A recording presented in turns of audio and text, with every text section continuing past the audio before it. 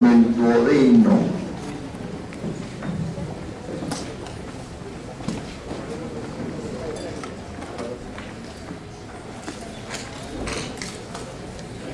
El duodeno es la parte fija y primer sector del intestino. Embriológicamente el intestino se divide en anterior, extendido de la faringe a la mitad de la segunda porción del duodeno, aunque se precisa en la unión del tercio distal con los 2 tercios proximales del duodeno. Continúa hasta la mitad del colon transverso, intestino medio, y termina el intestino posterior en el recto perineal y ano. El duodeno mide aproximadamente 26 centímetros y se estudia en niñera 4 sectores. El primero, denominado bulbo duodenal. El segundo, vertical, paralelo y por la derecha el L1, L2 y L3. El cuarto atraviesa L3 y termina a la izquierda un par de centímetros de L2. El peritoneo remite al duodeno por sus 4 sectores: cara anterior, caras laterales, medial y lateral, y no lo reviste por su cara de atrás a los 3 últimos sectores, en tanto que al primero, bulbo duodenal, sí lo reviste por su cara posterior, constituyendo al duodeno en sus 3 últimos sectores en retroperitoneal y fijo, por no tener meso.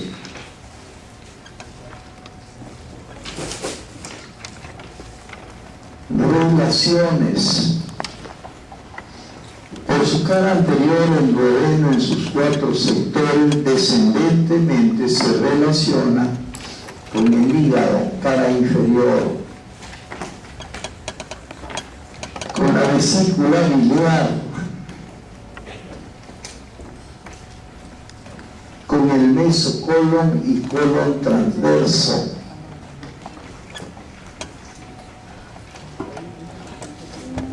con la raíz del mesenterio en la unión del tercero con el cuarto sector, con la raíz del mesenterio en la unión de la tercera con la cuarta porción, que pasa por delante. En este sector, la raíz del mesenterio envuelve entre sus 2 hojas a la arteria mesentérica superior, situándose por detrás en este mismo nivel la aorta, conformándose una pinza arterial mesentérico aórtico. Esta pinza a veces crea cuadros clínicos subobstructivos del duodeno. Se trata de un paciente que llega a consulta con náuseas y vómitos. presumimos un diagnóstico de su obstrucción intestinal. Lo más frecuente es que se subobstruya o obstruya en el píloro. Según la edad que el paciente presenta esta obstrucción, la catalogamos como cancerosa si fuera mayor de 50 años. Pero se hacen las endoscopías, se hacen las radiografías y no es canceroso. Sigue el problema de subobstruido o de obstruido, porque es un vomitador. Al fin de cuentas queda que la obstrucción está, o la subobstrucción está a nivel del duodeno, en la pinza aortomesentérica. No es tan complejo el problema, pero ahí estaba el diagnóstico. De modo que el duodeno es pasible de subobstruirse en esta pinza que tiene por delante a la mesentérica superior y por detrás a la aorta. La mesentérica superior en su tránsito a nivel de la raíz del mesenterio.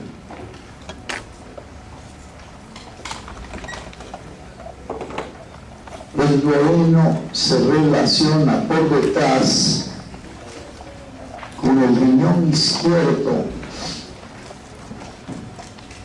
con el psoas izquierdo, perdón, derecho, riñón derecho, psoas derecho, pedúnculo renal derecho, uréter derecho.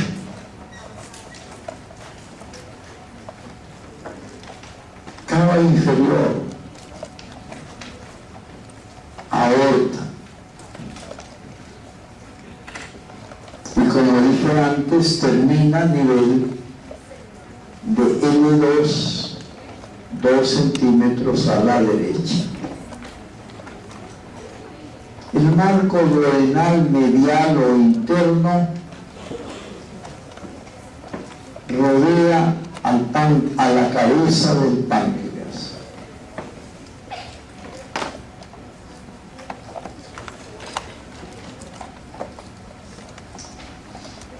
El marco duodenal externo se relaciona con masas intestinales delgadas, yeyuno ilio, mayormente yeyunales.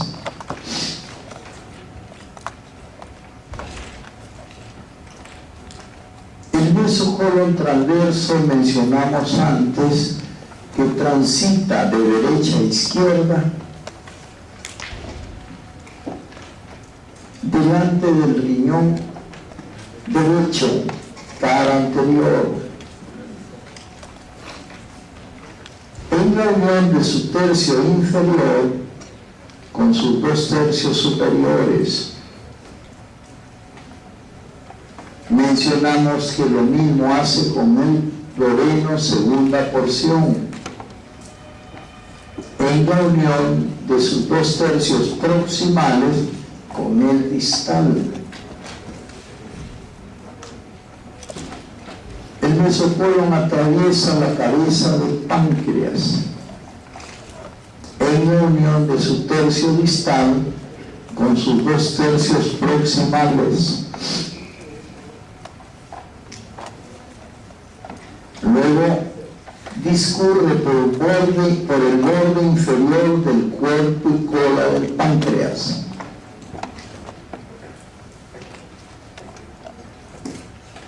En su travesía deja por detrás a la cava y a la aorta,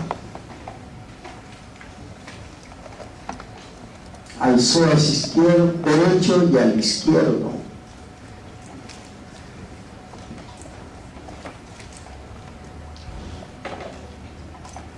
y llega al riñón izquierdo por su cara anterior en la unión de los 2/3 inferiores con el tercio superior, de manera tal que el riñón izquierdo es más inframesocólico. El peritoneo, ya lo hemos dicho antes, situado detrás del duodeno y páncreas, forma una hoja de coalescencia. Se denomina de trais.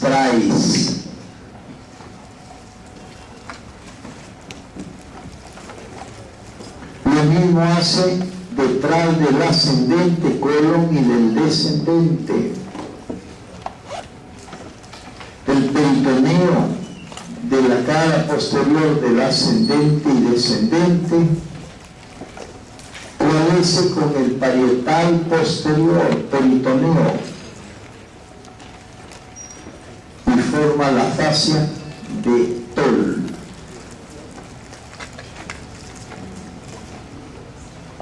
Entiéndase que la fascia de Toll con relación a los riñones es más amplia a la izquierda que a la derecha.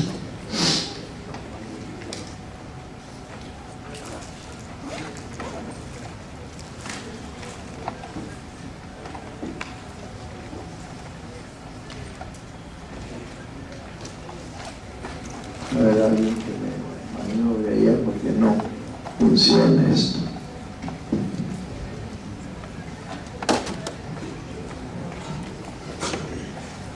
O lo han puesto mal. A ver, vea si está debajo el negrito o está arriba. Ya.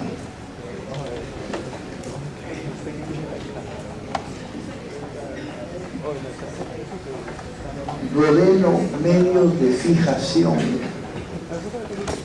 Primero el peritoneo que lo reviste. Segundo el mesocolon transverso. Tercero los vasos nervios y linfáticos duodenales que lo fijan. Cuarto, su continuidad por arriba con el píloro y por abajo el ángulo duodeno-yeyunal. El duodeno, como parte fija del intestino, en la mucosa, en su mucosa, tiene unas glándulas que se denominan duodenales de Brunner, productoras de hidróxido de sodio, que cambia el pH que viene del estómago con 5.6 a 7.8. Ese pH alcalino activa las enzimas producidas en el jugo pancreático, lipasa gástrica, lipasa pancreática, amilasa pancreática y trixinógeno. Los activa para degradar las proteínas, los carbohidratos y las grasas, llevando las proteínas que del estómago vienen como proteosas y pectonas para convertirlas en aminoácidos. Se activa el pepsinógeno a pepsina en medio alcalino. La amilasa pancreática descompone a los disacáridos que vienen del estómago ya metabolizados, hidrolizados por la tialina, y los descompone en exosas mediante una enzima, la fosfatasa, que fosforiliza a la glucosa 1-fosfato pasándola a 1,6-fosfato, que es absorbible por la mucosa duodenal, pasa al hígado y el hígado lo almacena hasta hasta convertirlo en glucógeno hepático.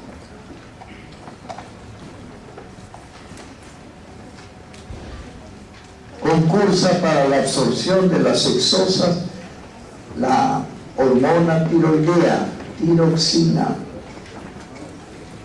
sobre todo para la fosforilación de la exosa.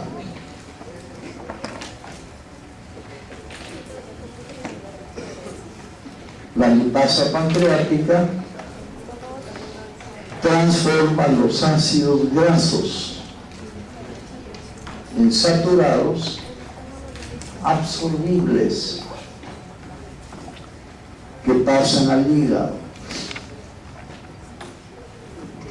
El hígado degrada o resintetiza proteínas, albúminas, globulinas, factores de coagulación 5, 7, 8, 9, 10, 11 y 12 factores de coagulación.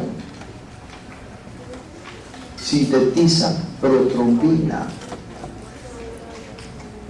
Y a los carbohidratos que están depositados como glucosa, como glucógeno, los degrada. El proceso de degradación se llama glucogenólisis. Pasa la glucosa a sangre. Y las grasas también las metaboliza.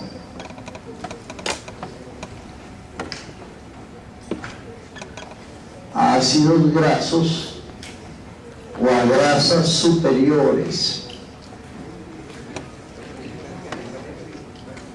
Poco silencio, ya no son las damas las que hablan, sino los hombres. La conversación distrae, asimismo resta aprendizaje y al resto no lo deja aprender.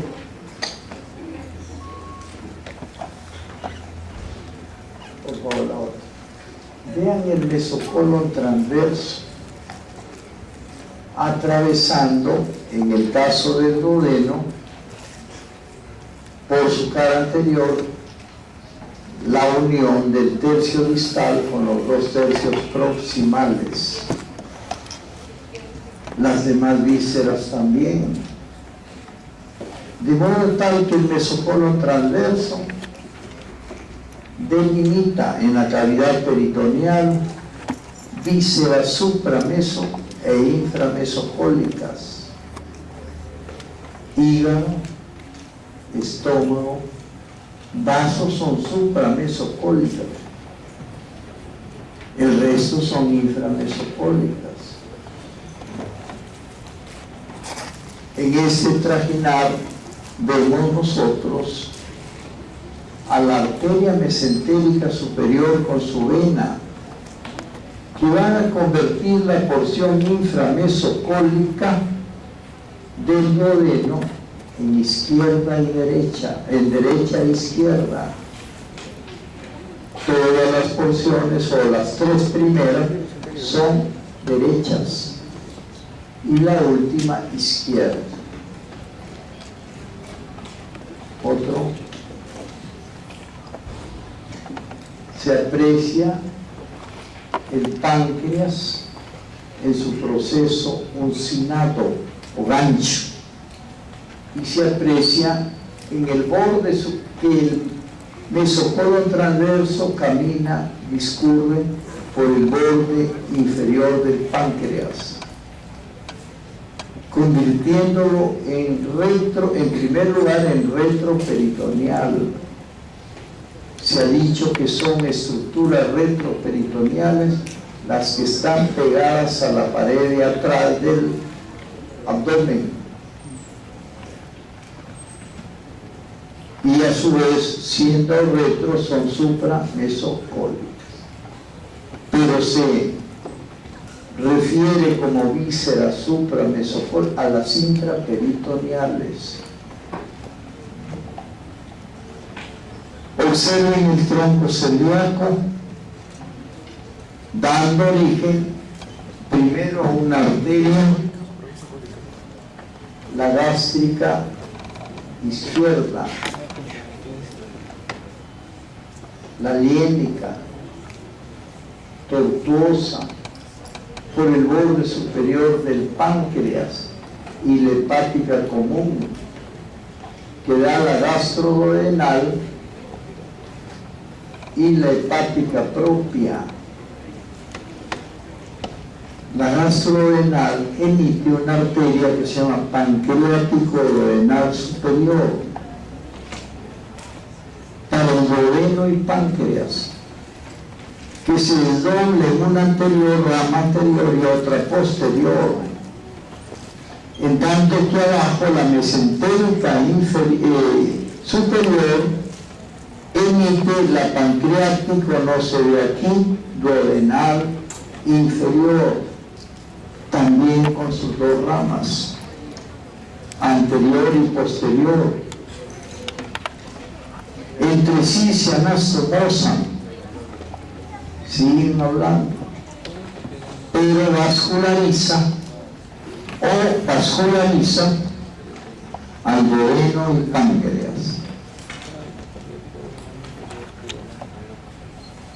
Vean la mesentérica superior descendiendo por el duodeno en la transición de la tercera con la cuarta porción, pero en ese sitio, con la aorta por detrás, forma la pinza. Hemos visto cuadros clínicos de pacientes vomitadores, y que uno busque el diagnóstico. Primero lo presume como obstructivo o subobstructivo intestinal. Concluye que es la pinza aortomesentérica la causa de esta subobstrucción.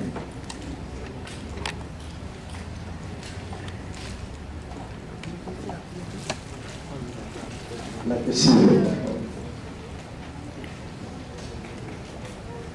La que sigue. Bueno, ven de nuevo las relaciones del duodeno, que ya las hemos dicho o mencionado. No he hablado de cada uno o las relaciones sector por sector, sino en su totalidad. La que sigue. Vean el tol derecho y el tol izquierdo. ¿Cuál es más grande con relación al riñón? Más amplio es el izquierdo, porque el riñón izquierdo es más suprameso que el derecho. La que sigue. La cara posterior habíamos dicho también que tenía relaciones con el psoas derecho,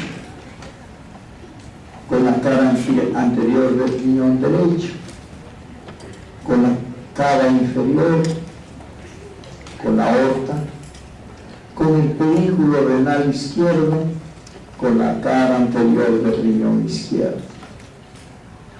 Otro, se ve la cava inferior relacionándose con el riñón del lado derecho, con el pedúnculo renal derecho y con la suprarrenal derecha. Otro. Se ha realizado una maniobra de movilización del duodeno páncreas. Esta maniobra se llama de Kocher.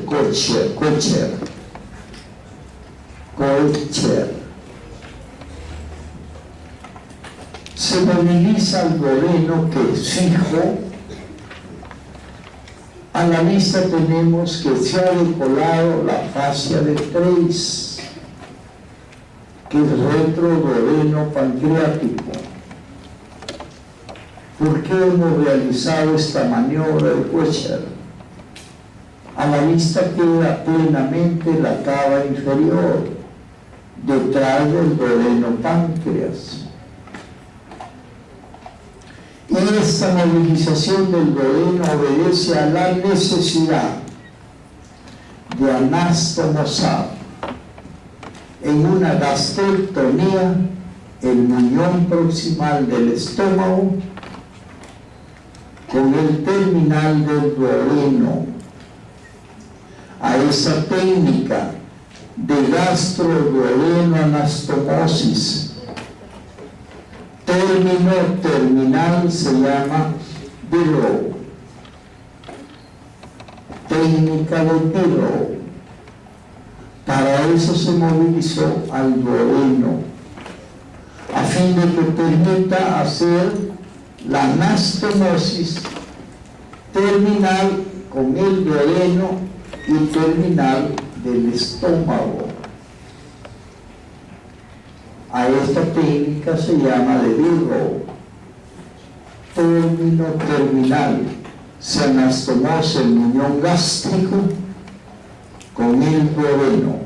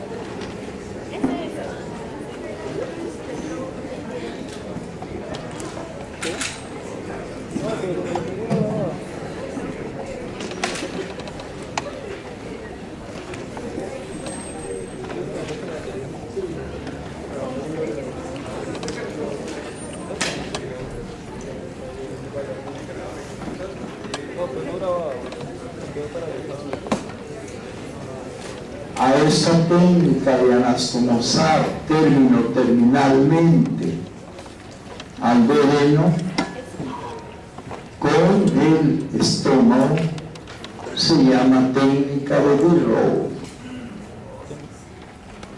Claro que el estómago puede hacerse así.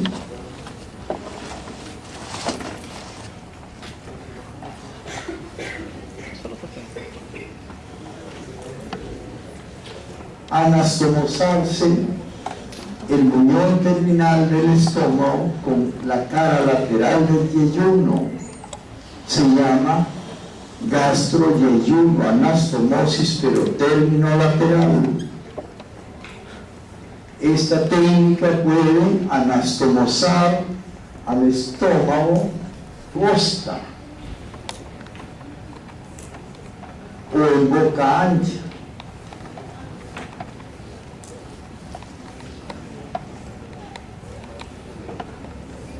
O sea, se hace la anastomosis de todo la boca del estómago con el yeyuno. Polia se llama, y la primera Holzmeister. Son las 4 principales técnicas quirúrgicas para las gastrectomías que hace el cirujano.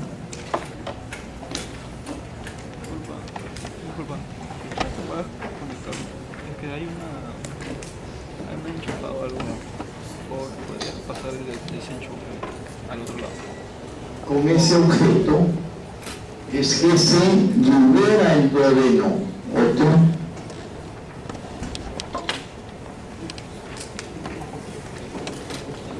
Ya dije, el marco interno duodenal es pancreas. Gracias. Y el marco externo duodenal es yeyunal. Otro.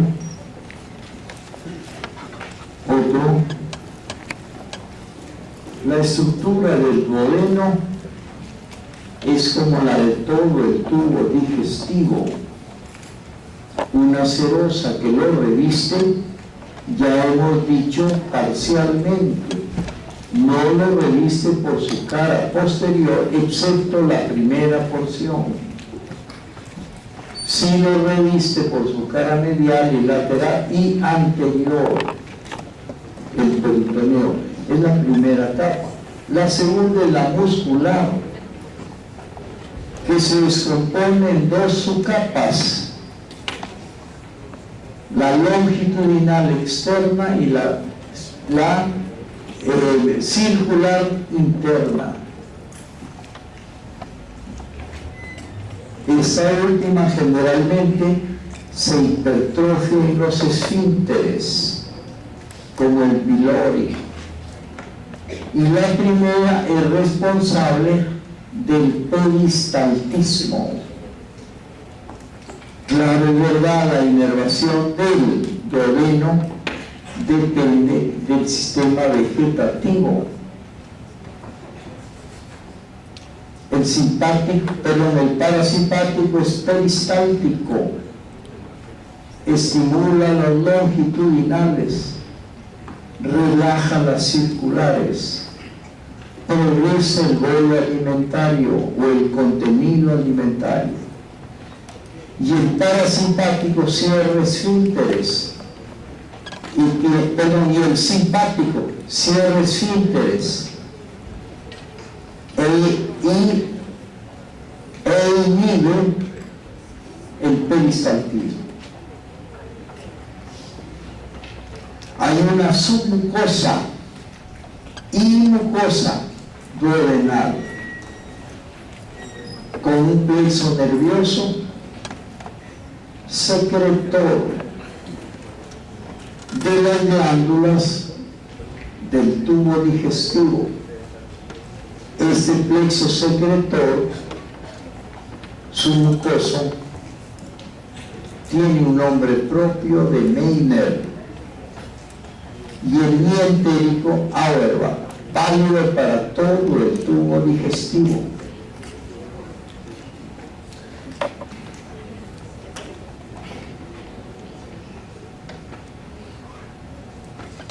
Vean arriba el esófago envuelto por los pilares, ya lo conocemos, y abajo la aorta. Y el duodeno en su unión tercera con cuarta, donde se ubicaba la mesentérica superior.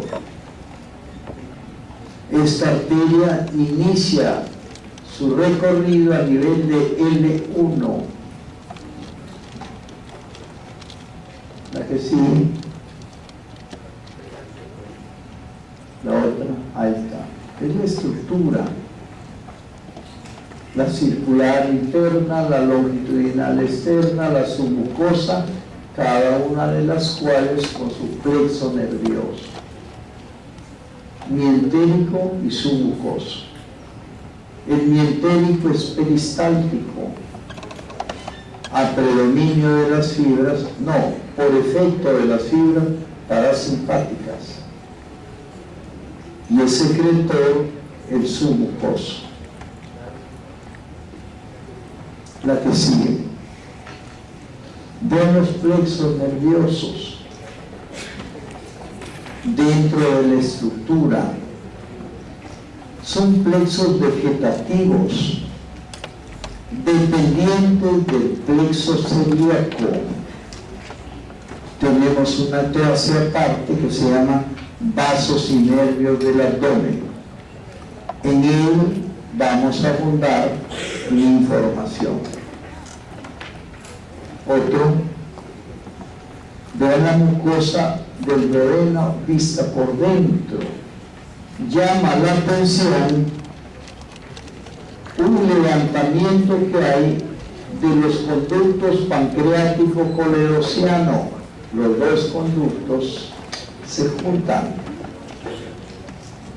y hacen una ampolla primero de Bartel y en la cúspide una carúncula. Esa carúncula se llama mayor, 2 o 3 centímetros por encima, otra carúncula.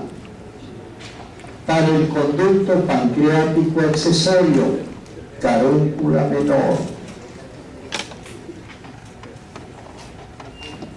La mucosa es replegada, pero no tan replegada como la yeyunal. Pero la mucosa tiene en su mucosa y submucosa el plexo nervioso secretor.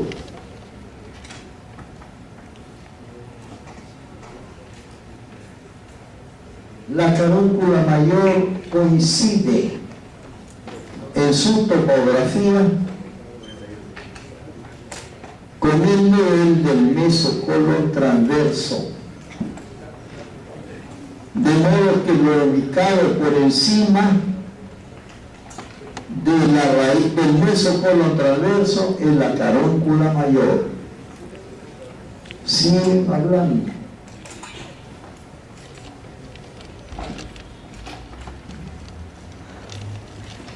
Hay las dos carúnculas, la menor para el pancreático accesorio y la mayor para el pancreático colerociano.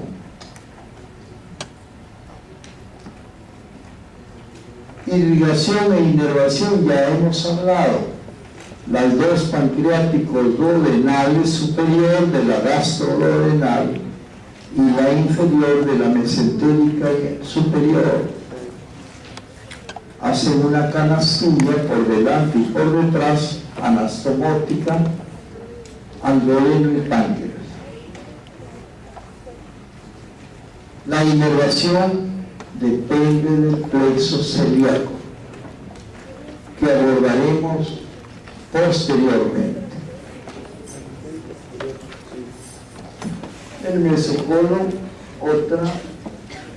Vean la arteria gastroepitelica derecha. Recuerden que se origina en la gastroduodenal, que la hepática común se divide en gastroduodenal y hepática propia, y que entre otras arterias la gastroduodenal da la pancreático-duodenal superior, y también da la gastroduodenal a la gastroepiploica del lado derecho, que en curvatura mayor del estómago se une a la izquierda. Otro.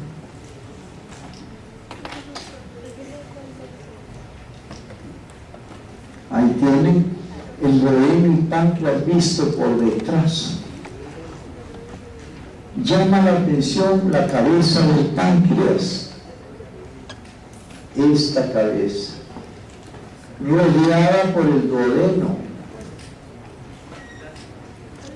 Esta cabeza del páncreas, vean, tiene al conducto colérico primero transitando detrás del bulbo duodenal. Antes lo hacía en el borde libre del epiplón menor, en el pedículo hepático. Gira el páncreas y se labra un canal, luego un conducto y desemboca en la segunda porción del duodeno, unida al conducto pancreático, con un esfínter propio, el pancreático y el colerociano, con un esfínter propio, pero un esfínter común para los dos, ODI se llama, ODI. Doble esfínter, triple esfínter, del pancreático, el del biliar coledociano y el común para los dos. Pero interesante es este colédoco que se mete labrándose un conducto en la cabeza del páncreas, y con mucha frecuencia hemos visto cuadros clínicos de cáncer de la cabeza del páncreas. Y ese cáncer de la cabeza del páncreas obstruye al colédoco, lo comprime, y el sujeto sufriente se pinta de amarillo totalmente, conjuntivas y piel de amarillo. A eso se llama ictericia. Las ictericias las vemos con frecuencia en las hepatopatías A, B, delta, C, pero no han logrado de vacunarse más o menos un 20% de ustedes. La próxima semana no los vamos a dejar entrar a los que no se vacunan. Ya el 80% está vacunado. Eso en su provecho, en su beneficio. Porque al tratar pacientes hepatíticos se pueden contagiar.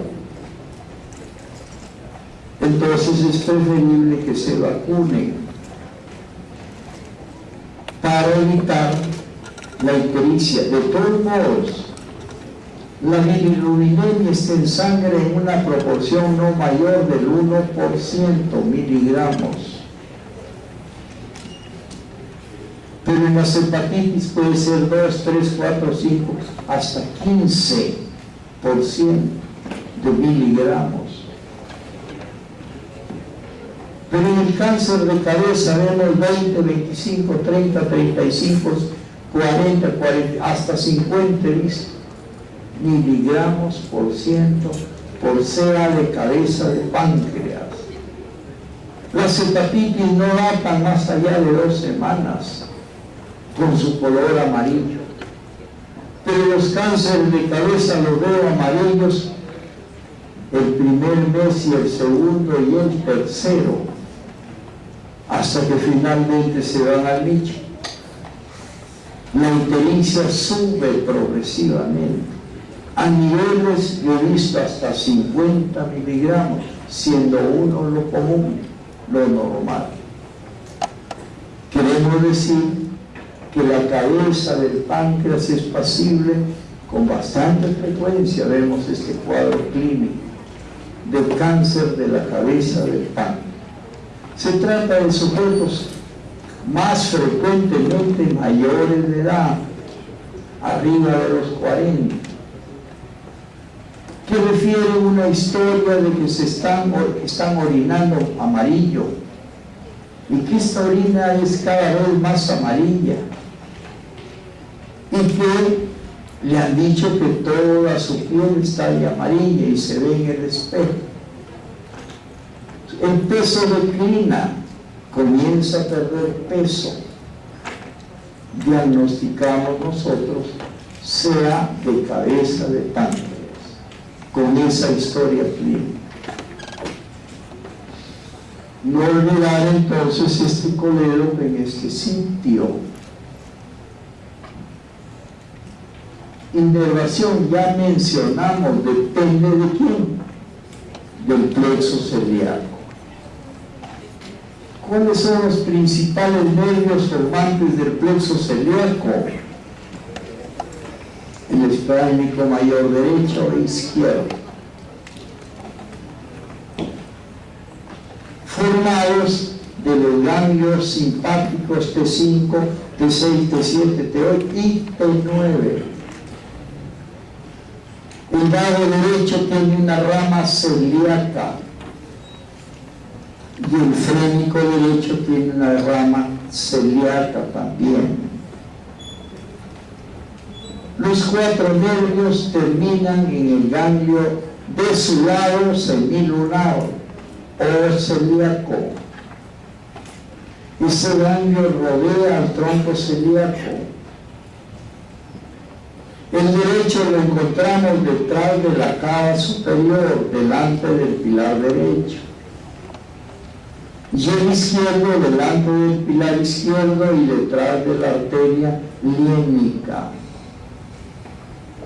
A eso se le llama plexo celíaco. Y de ese plexo salen plexos secundarios del mismo nombre de todas las vísceras de abdomen, intraperitoneales y retroperitoneales. Vean los nervios que siguen camino de mesentérica superior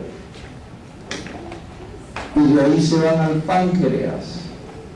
Recuerden que la mesentérica superior nace por su cuenta debajo del tronco celíaco, a nivel de L1. Páncreas es una glándula exoendocrina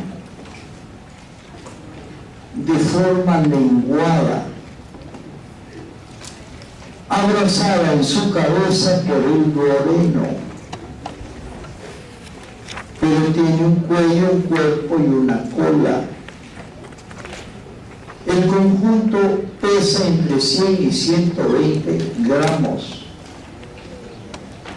Tiene una longitud de 10 a 12 centímetros. Un espesor de 2 a 3 centímetros. Una altura de 3 a 4 centímetros. Siendo lo más grande la cabeza, lo más voluminoso, mejor hablemos, no más largo. Pero de la cabeza nunca olvidemos que el colédoco pasa por detrás, en canal o en conducto, y nos crea problemas.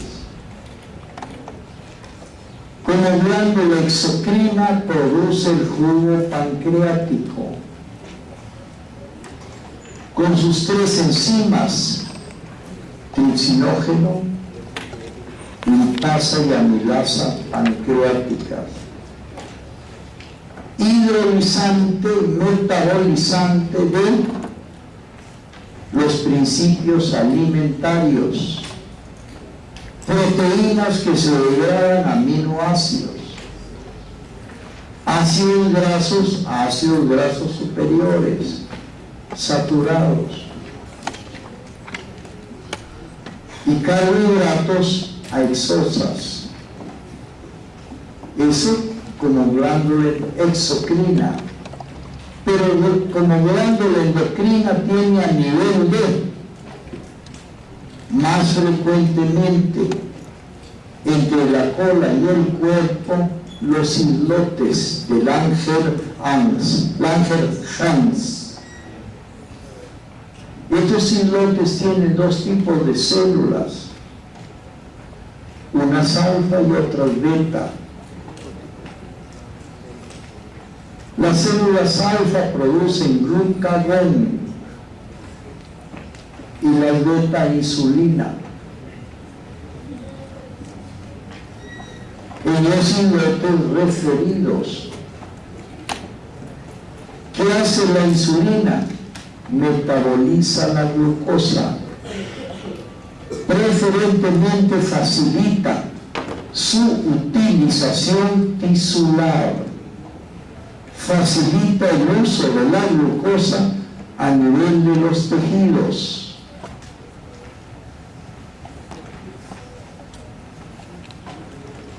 ¿Y qué hace el glucagón? Bueno, facilita la utilización de la glucosa, porque la glucosa, cuanto más se come, es más abundante. Cuanto más glucogenólisis haya, hay más glucosa. Y una cuantía por encima de 110 se llama diabetes. Todo el que tiene más de 110 miligramos de glucosa por por 100 mililitros de sangre es un diabético. Claro que se hace el dosaje en ayunas. Si yo le doso postprandialmente, la cifra está en 140, 180 y eso es normal. Pero en ayunas la glucosa no rebasa el 110.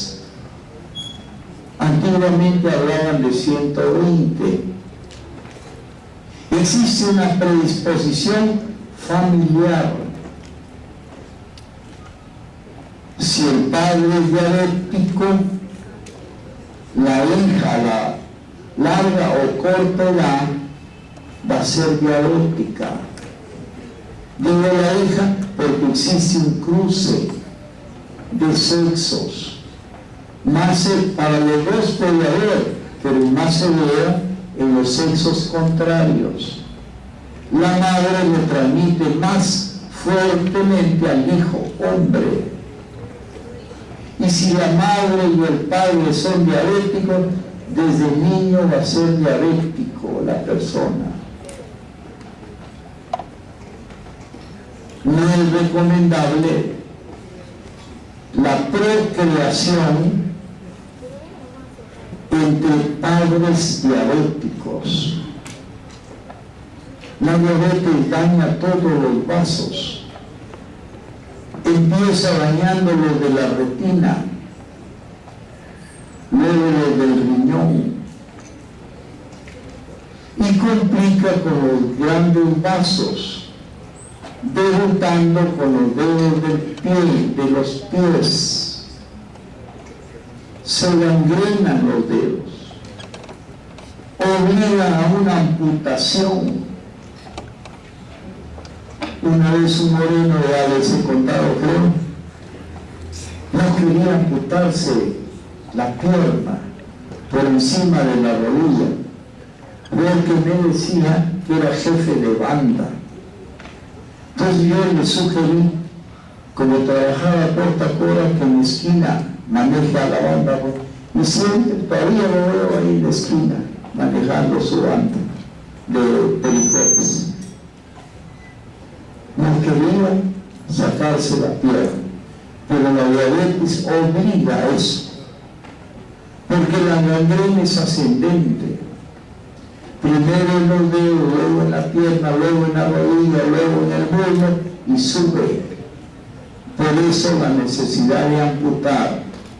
Entonces el páncreas endocrino produce diabetes. Cuando existe esa predisposición familiar,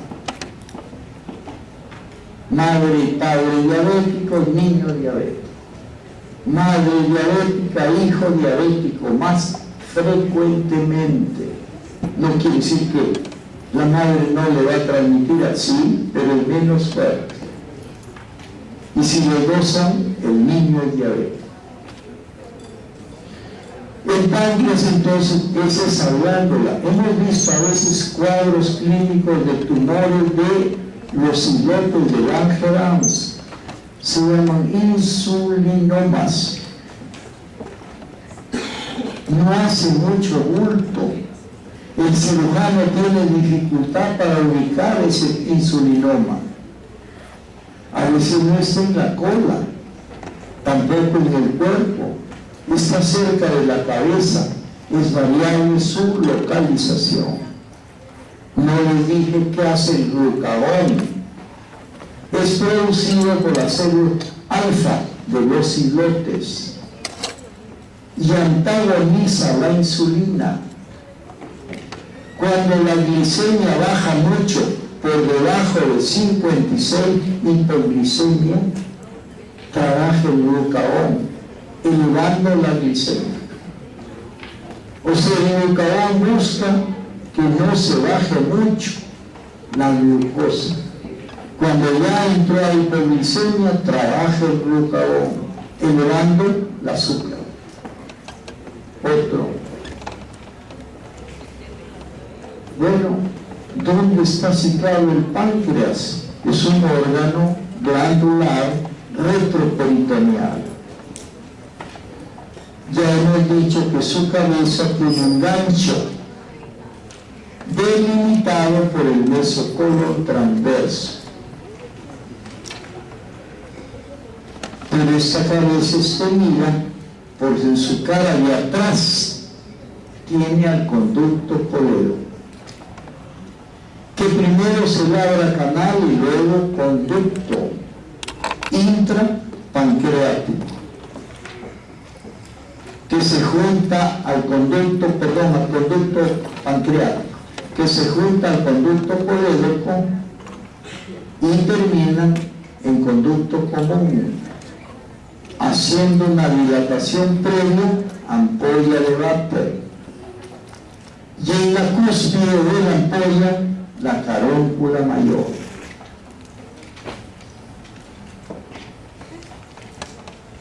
¿Cuáles son los medios de fijación? El principal es el peritoneo, que lo tapiza. El mesocolon transverso. El peritoneo lo tapiza para hacerlo retroperitoneal.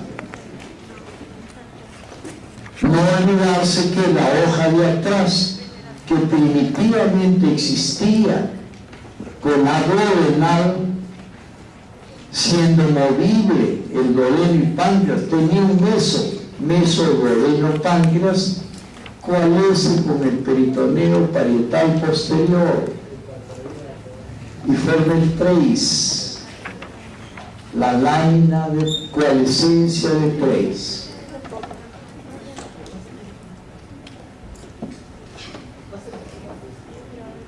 ¿Qué otro medio de fijación tiene? Los conductos propios de la glándula, principal y accesorio. ¿Qué otro medio de fijación tiene? El coleo, porque se labra canal y conducto en la cabeza. ¿Qué otro medio de fijación tiene? La que se durmió. Ahí está. Vean la ampolla pancreática. Transita por el borde superior del páncreas, tortuosamente. Y en ese trajinar o transitar, aquí emite arterias pancreáticas superiores que van a la glándula, la irriga. Pero acá está de abajo, la mesentérica inferior emite las pancreáticas inferiores. Entre sí estas pancreáticas de arriba y de abajo se anastomosan, irrigan y sostienen al páncreas. ¿Cuál es la relación principal del páncreas por delante con el estómago? Ya hemos dicho que el páncreas es un órgano retroperitoneal que se ubica detrás de la transcavidad de los epiplones, y que cuando el estómago sufre de úlceras, entre comillas denominadas pépticas, mejor se llama úlceras gástricas. Solo son pépticas minoritariamente las de la vertiente vertical de la curvatura menor del estómago. Todas las demás son cánceres. Las úlceras antrales en general, de vertiente horizontal o de curvatura mayor, son cánceres. ¿Entendido? Las de cara ni hablar. Cuando hay una úlcera gástrica que se perfora por detrás, el primer sufriente es el páncreas. Instala una pancreatitis hemorrágica aguda severamente de mal pronóstico.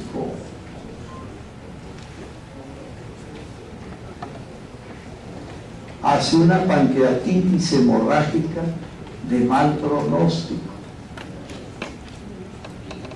y el estómago se ha perforado en ese sitio por sufrir de una de las 4 o 5 úlceras de Bowman.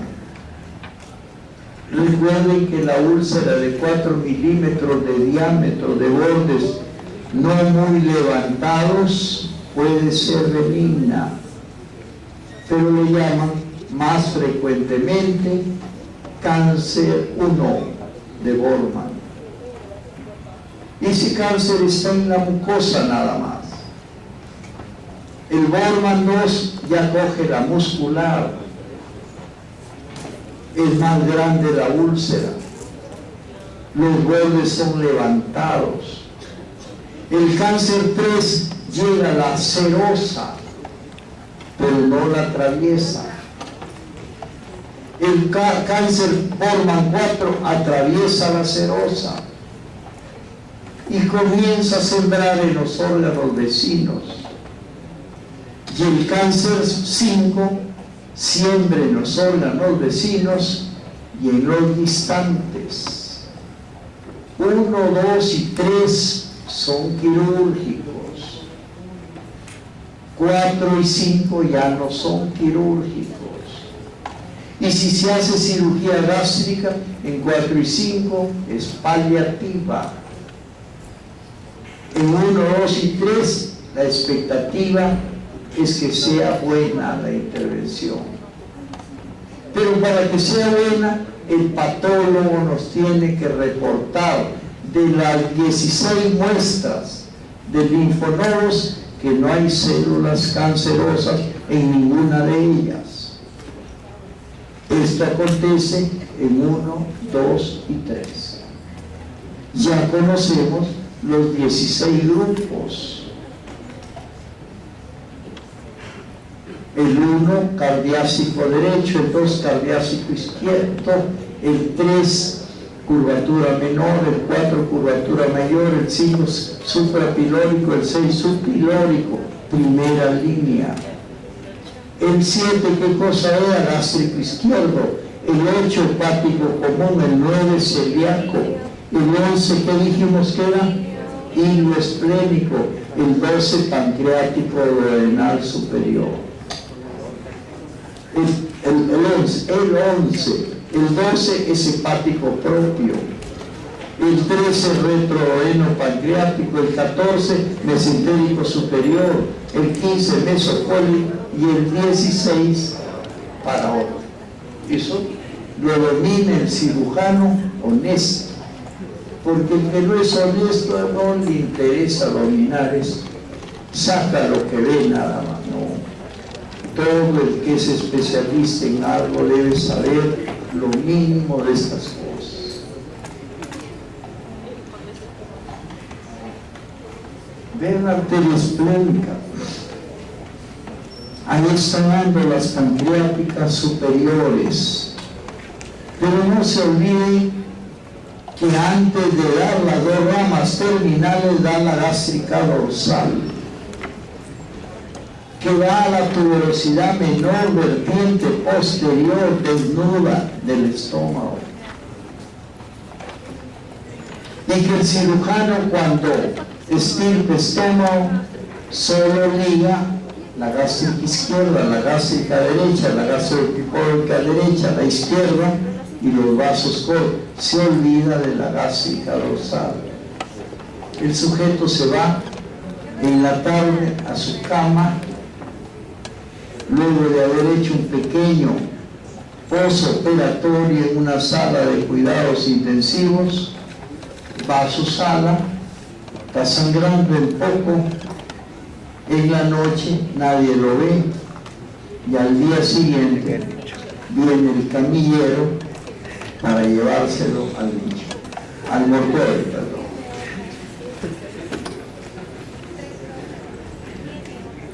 Relaciones anteriores del pan con el estómago y posteriores con quién, con la cava, con la aorta, ¿ves? Con los 2 psoas, izquierdo y derecho, con los 2 pedículos renales, mayormente el izquierdo. Estas Estas son las relaciones del páncreas. Ahí se ve perfectamente bien con la cara y con la aorta, con los dos psoas, con los pedículos renales mayormente izquierdos, con el vaso. Recuerden que la cola del vaso del páncreas termina en el hillo esplénico y que emite un epiplón pancreático esplénico que desde atrás viene del riñón y se llama reno pancreático esplénico, y luego le manda otro al estómago, lieno gástrico, con los vasos cortos. Vean cómo la arteria esplénica tortuosa se divide al fin en una rama que sube y otra que baja, de las que salen 6 más o menos ramas esplénicas o liénicas, pero la rama superior da los vasos cortos y la inferior da la gastroepicloica del lado derecho, del lado izquierdo, disculpe. Otro, vamos a ver, ahí está. Se ven las estructuras con las que se relaciona por delante y por detrás el páncreas. Se ve la cabeza del páncreas con su colédoco, encanado en conducto, y esto en la clínica nos crea con regular frecuencia el cáncer de cabeza del páncreas. Estructura del páncreas, ya lo hemos dicho, como glándula, produce pepsinógeno, lipasa y amilasa pancreática, que concursa en el metabolismo, en la hidrólisis de las proteínas, de las grasas y de los carbohidratos. Y como glándula endocrina, tiene sus islotes de Langerhans con sus células beta productoras de insulina y sus células alfa de glucagón. La insulina baja la glicemia cuando está subida y el glucagón la sube cuando está baja. Se busca un equilibrio, porque un sujeto en hipoglucemia puede morir.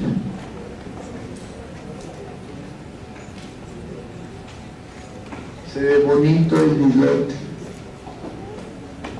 Yo he visto muchas veces insulinomas, pacientes que andan con los bolsillos con caramelos. Cuando sienten cierto marito, comienzan a chupar caramelos. Se defienden, han aprendido a defenderse.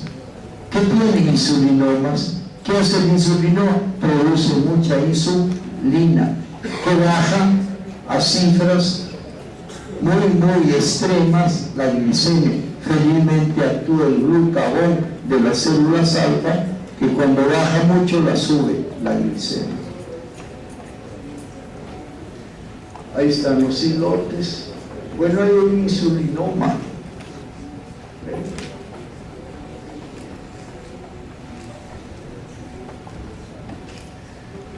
Otro. Las dos carúnculas. Bueno, siempre los islotes. El páncreas, digamos, de las enfermedades endocrinas, lo que más vemos es diabetes. Digamos, de 100 endocrinopatías, 70, 80 son diabetes. ¿Ven? Conducto excretorio, ya lo sabemos, el principal se une al colédoco, tiene su esfínter propio y tiene un esfínter común. Ahí están los dos conductos. Vean que el secundario nace del principal y se abre en su propia carúncula. Se ve bonito. Las dos carúnculas de cómo tienen sus esfínteres propios y comunes.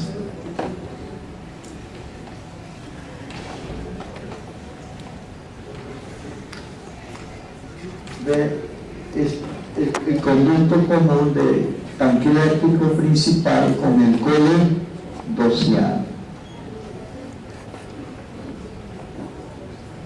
Las variantes que pueden haber en los orígenes del común y el accesorio.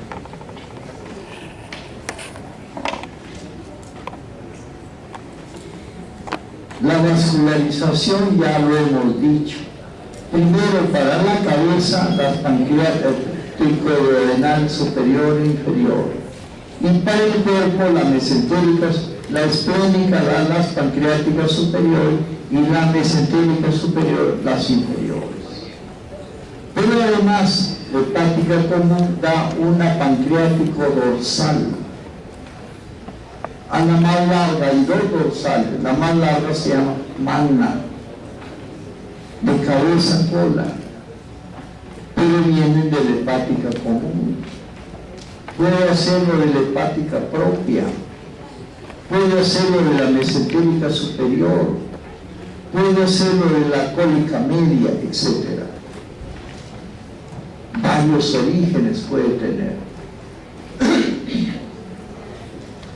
Vean aquí dos pancreáticas, una larga magna y otras pancreáticas menores dorsales.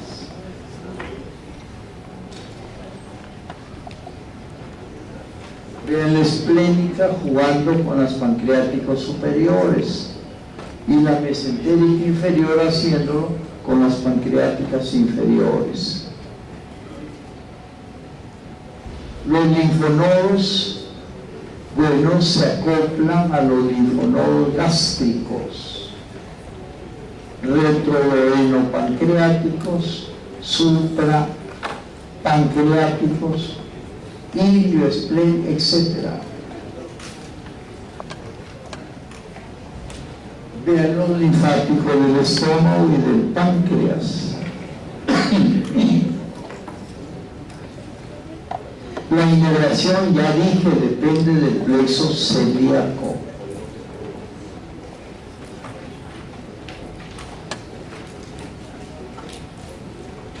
Ese es el plexo celíaco,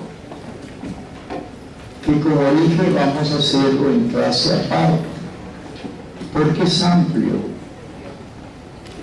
pero es neurovegetativo, simpático y parasimpático. Intestinos, embriología. Ya hemos dicho que hay 3 intestinos. El anterior, que termina en la segunda porción del duodeno, tercio distal con tercio medio o 2 tercios proximales. El intestino medio, que termina en la mitad del transverso. Y el intestino posterior, que continúa al medio y termina en el recto perineal y ano. Siendo recto pelviano el que está a nivel de S3, que se inicia a nivel de S3, continuando al sigmoides. Hace el músculo elevador del ano solo pelviano, el recto pelviano. Y ve bajo del elevador del ano, recto perineal.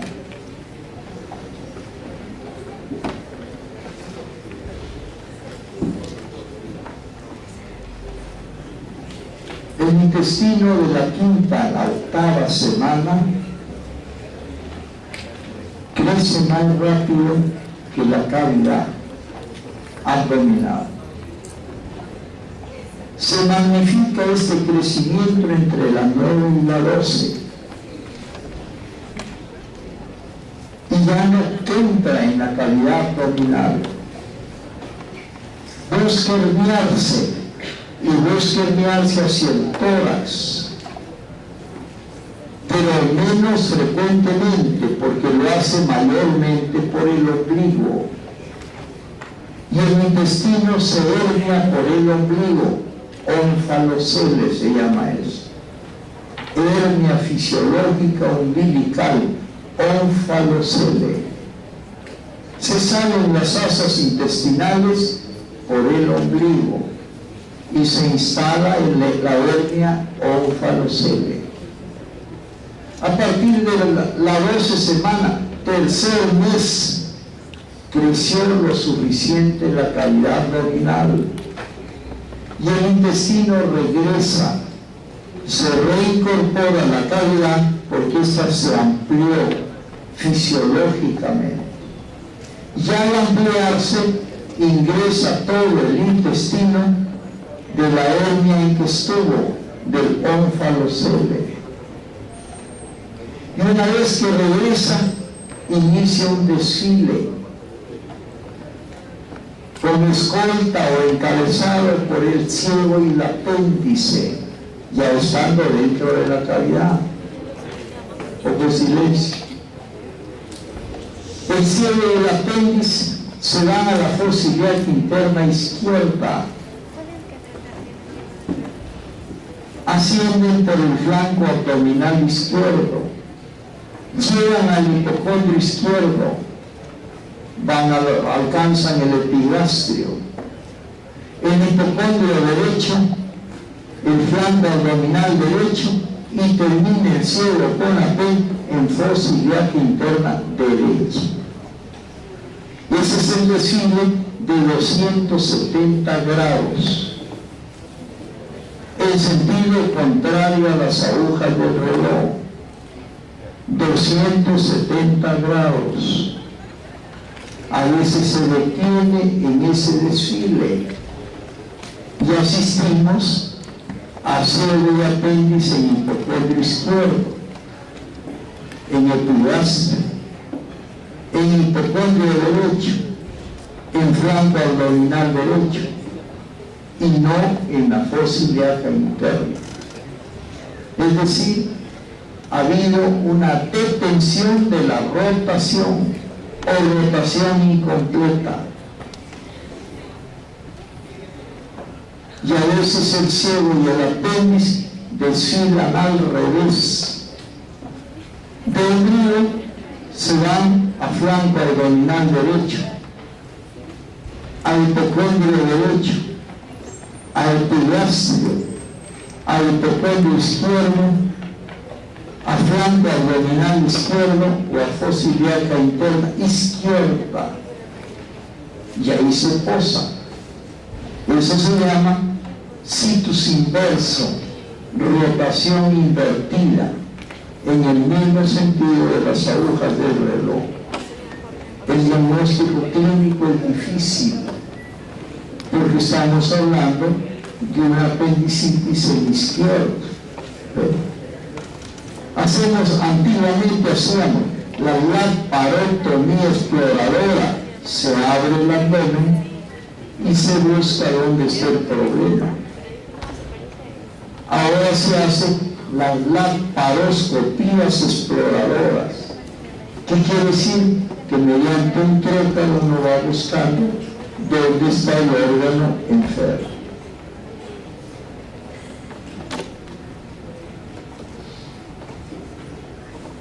Debe ser la embriología, y esos son los hallazgos del ciego y apéndice en sitios distintos, con clínica distinta para el diagnóstico.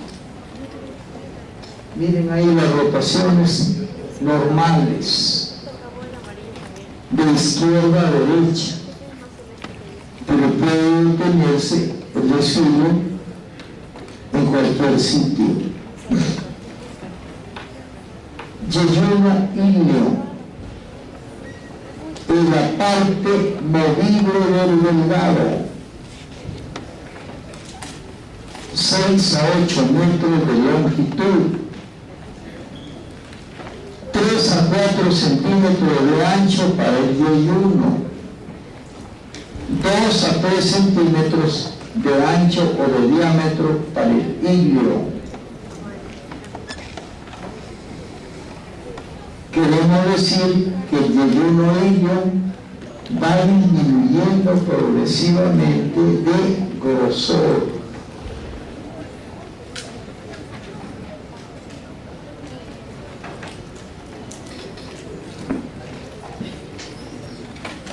¿Dónde está situado el yeyuno hilio? En el marco cólico, dentro del marco cólico, proyectado a la pared preferentemente en el mesogastrio.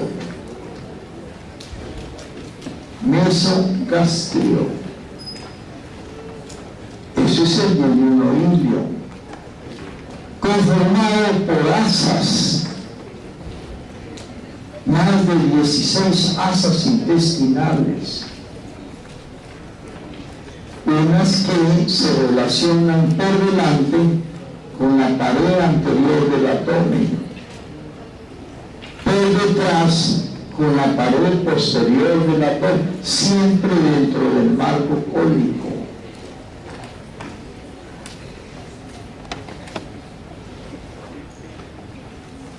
Medios de fijación. El mesenterio en primer lugar. ¿Qué es el mesenterio? El meso del yeyuno ilio. No voy a olvidar a pasar lista.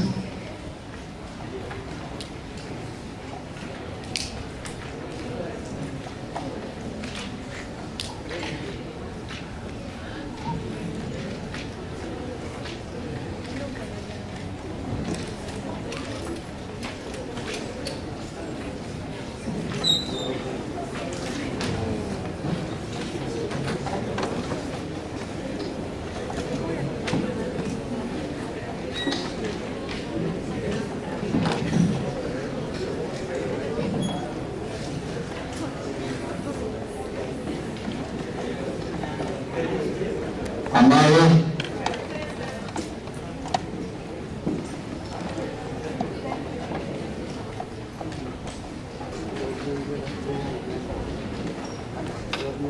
Blácido, se fue. Calderón Romero, Campos Quispe, Carreño, se fue.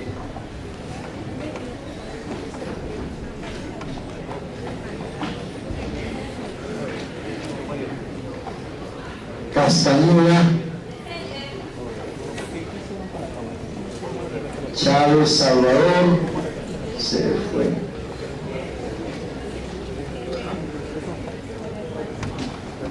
Cruzaco,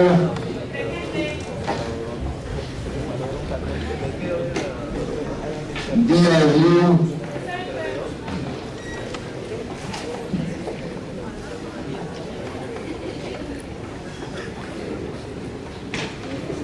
Espinal,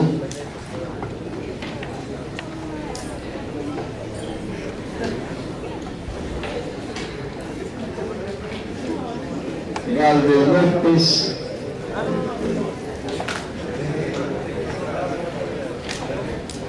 Garcilaso, Gómez Sánchez,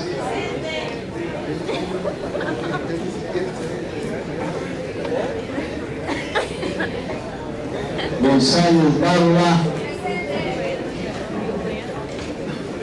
González Carruerto,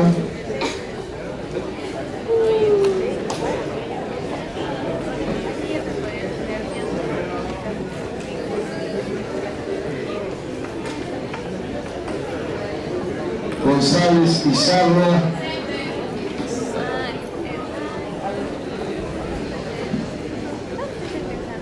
Jiménez Grados,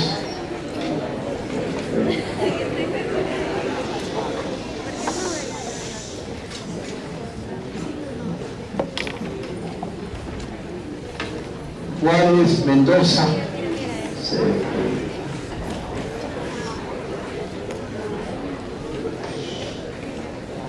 Yanque,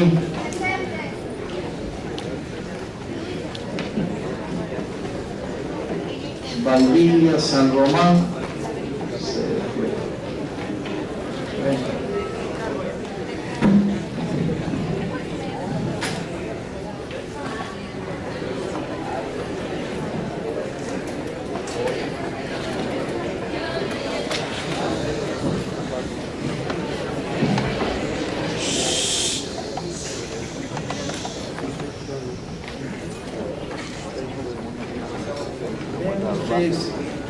el delgado enmarcado en el marco código obvio de la relación en el hueso vacío con la pared anterior del abdomen. Vascularización. Vean que la mesentérica superior emite hasta 16 ramas, cada una de las cuales forman arcos de primero, segundo, tercero y hasta el cuarto orden, que vista el primer cuarto tiene arcos de primer orden y que no son de primer orden sino gruesas, garantizando una mejor irrigación. El segundo cuarto tiene el segundo orden, el tercer cuarto de tercer orden y el último cuarto de cuarto orden. El cirujano calaza para ver dónde se encuentra, y si ve en esa asa 4 arcos, estoy cerca del ciego, y si veo un arco, estoy cerca del estómago. Lo interesante es que de cualquiera de estos arcos salen al fin vasos rectos, largos y cortos, que abordan la miserencuña,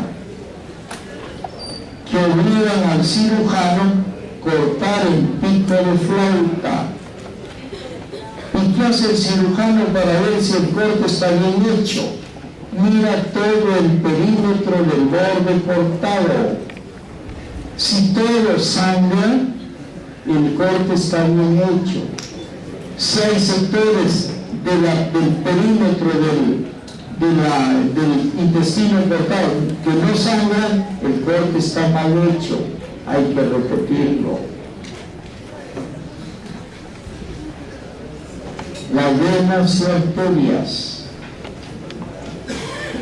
como dije, la parte aplicada es sacar el asa y ver los arcos en el quirófano. Y uno dice, bueno, estamos cerca del estómago o cerca del ciego. Antiguamente abrían el abdomen de sifoides a pubis. Ahora no, 1 pulgada o menos o más, y se saca el asa. Las relaciones, obviamente, ya hemos dicho, con la pared anterior del abdomen y por detrás con los psoas, con la cara, con la boca. Se ven las asas intestinales, se ven muy bien las relaciones. Claro que proyectadas a la pared no solo están en el mesogastrio, sino también en los flancos abdominales. Inclusive llegan al hipogastrio. De nuevo las asas con sus arcos. Yo puedo cortar cualquiera de estas arterias, pero no los vasos rectos, porque los vasos rectos son terminales, Su corte o sección motiva infarto intestinal. La estructura del yeyuno ilium es similar a la del duodeno. Una serosa que lo reviste completamente y lo fija y le da movilidad. Una muscular con dos capas longitudinales de afuera, circulares de adentro, y una submucosa con un plexo secretor.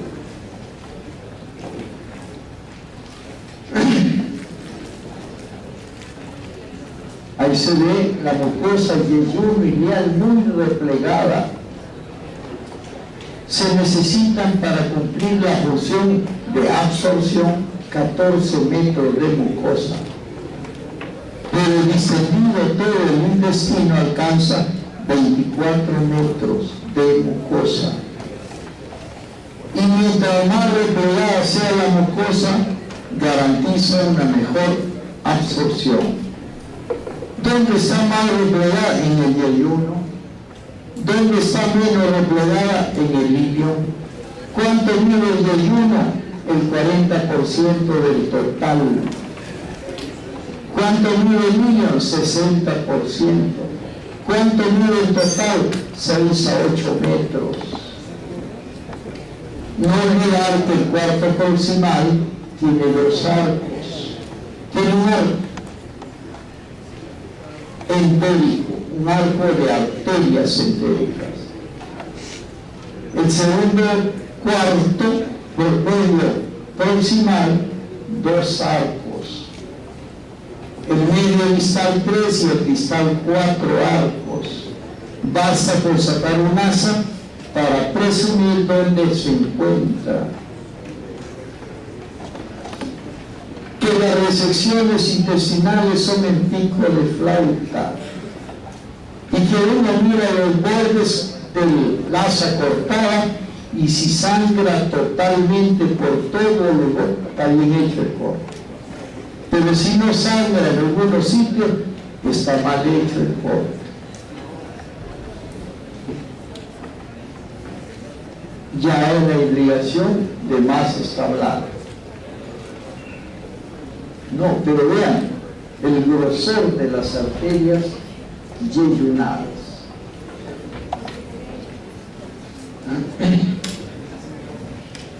La inervación depende del plexo celíaco.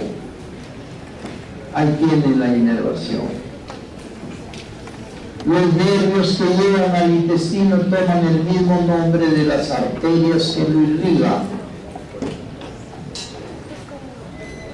Los linfáticos siguen a las arterias,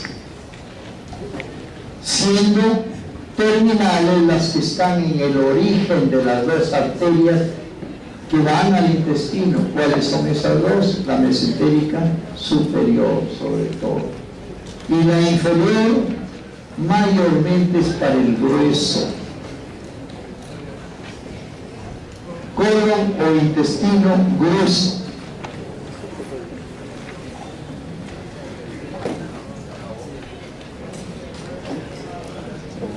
El intestino grueso pertenece embriológicamente al medio, la parte derecha, y al intestino terminal o posterior, la parte izquierda. El criterio de dividir al intestino grueso en derecho e izquierdo es embriológico. Por embriología, el colon derecho pertenece al medio y el colon izquierdo al intestino posterior. Por fisiología, el colon derecho tiene un contenido líquido y el colon izquierdo un contenido sólido. El colon izquierdo es secretor, tiene abundantes glándulas secretoras de moco, lubricante.